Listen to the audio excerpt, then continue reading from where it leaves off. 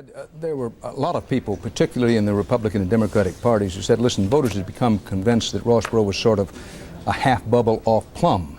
But on the basis of results such as the ones you've just quoted out of Texas, that doesn't seem to be the case. No, I think there's some people who believed in Ross Perot, or perhaps my sense is that there are a lot of people who just didn't have it in them to vote for either George Bush or Bill Clinton. And they felt that here's a vote, this guy's not going to win, but I'm going to vote for him anyway. One Senate race at 8:30 decided. Let's look over the result. Arkansas Senate race.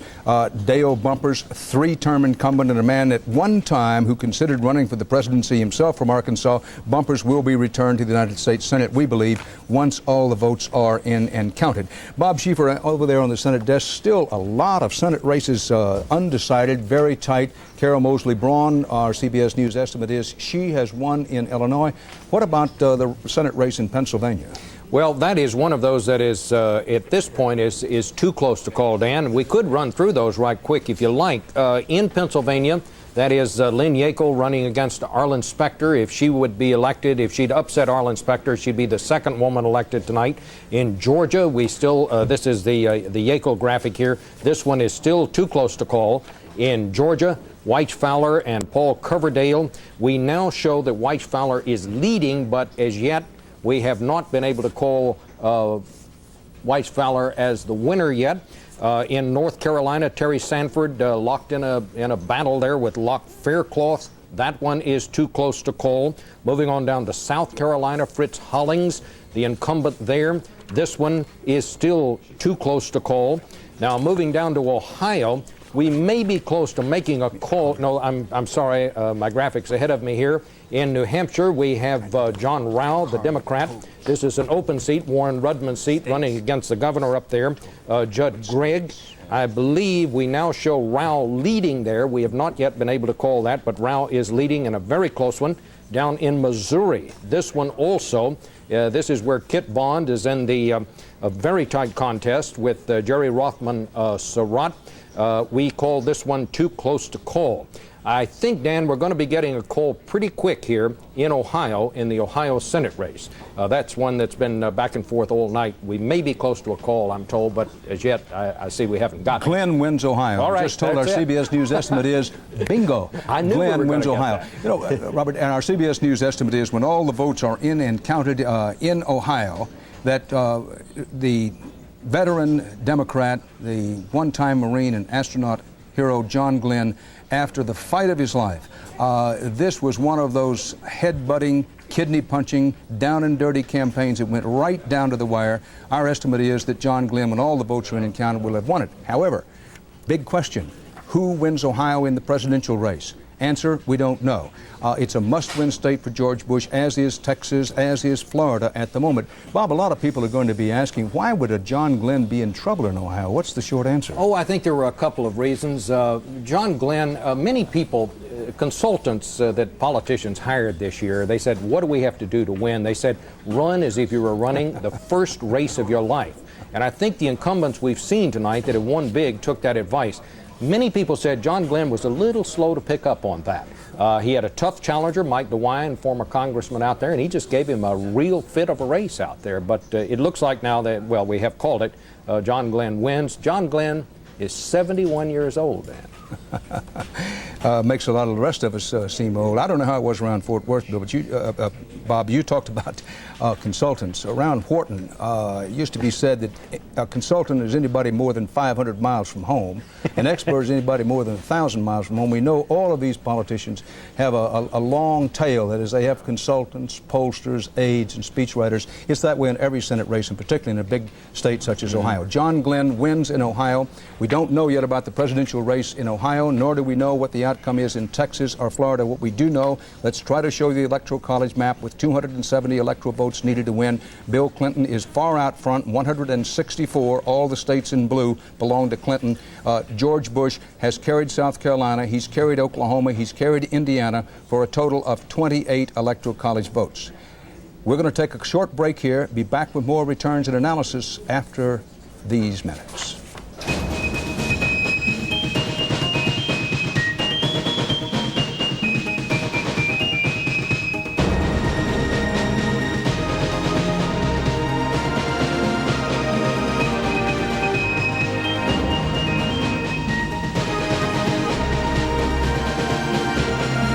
This portion of CBS News Election Night coverage is sponsored by Merrill Lynch. We're bullish on the future.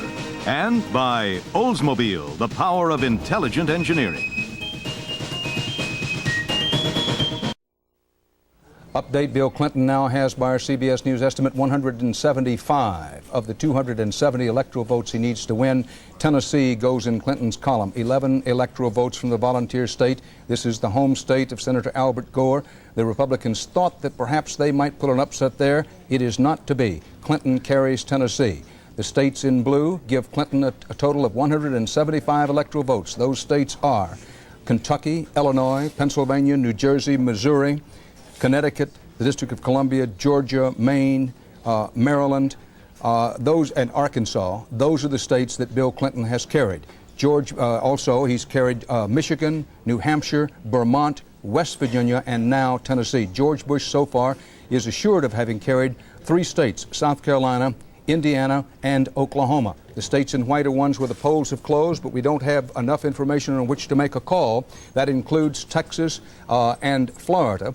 And if George Bush does not carry both of those states at least, he has no chance. However, we don't know how they're going to go, and all the area in the West, the polls are still open. We again want to urge those of you in states with the polls open, please go out and vote. Take someone with you, then come back and watch our coverage. Don't let anybody tell you your vote doesn't count, and don't let anybody decide for you in this election. Connie Chung, on the governor's desk, any more results? Yes, we do. We have 2 more winners, and they're both Democrats. Let's take a look at the boards here. In Delaware, Congressman Tom Carper is the winner over Gary Scott, a wealthy real estate executive. In Missouri, Mel Carnahan is the winner over William Webster. You remember William Webster gained national attention for that Supreme Court ruling on abortion in 1989. It expanded states' powers to regulate abortions. This race had been showcased as an abortion battleground, so we wanted to take a look at how voters squared on the abortion issue in Missouri. Let's take a look at that. Those who said they supported it to be legal in all cases, 29%, legal in most cases, 31%, illegal, 35%. If you put the first 2 categories together, 60% were pro-abortion rights advocates. And here's the clincher. The Democrat in Missouri got 7 out of the 10 pro-abortion rights votes, plus 25% of the Republican women voted for the Democrat. I do have some obligation to tell you, though, Dan, that even though this state was claimed to be the abortion battleground among these gubernatorial races, there was another issue that was paramount in people's minds, and it had to do with the workers' compensation scandal. Some really good referenda on the ballot around the country. Connie, we mentioned earlier the death penalty is on the ballot in District of Columbia. It's also on the ballot in Arizona and New Jersey.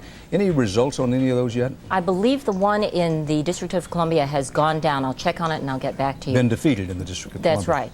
There are also 14 states are considering term limits, which would limit the amount of time that senators and congressmen can stay in office.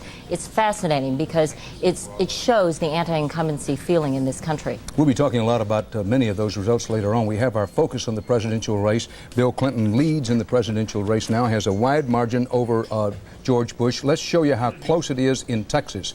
The polls have been closed in Texas for quite a while. 32 electoral votes. There's no way George Bush can win if he carries Texas. He may not win if he does, but there's no way he can win if he doesn't carry Texas. Bush with 42% of the vote, Clinton with 40, Ross Perot with 18%, which may be part of the problem that George Bush is having in carrying the state. This is with only 6% of the Texas precincts reporting. These are votes actually in and tabulated. Yes, we interviewed voters as they came out of the polls for our so-called exit polls, but we don't have enough information yet on which we could say with confidence, well, Texas is going to go this way or that. Texas and Florida now are absolutely essential to any chance for George Bush scratching his way back into the race. Let's go over to Mike Wallace, who's been talking voter turnout.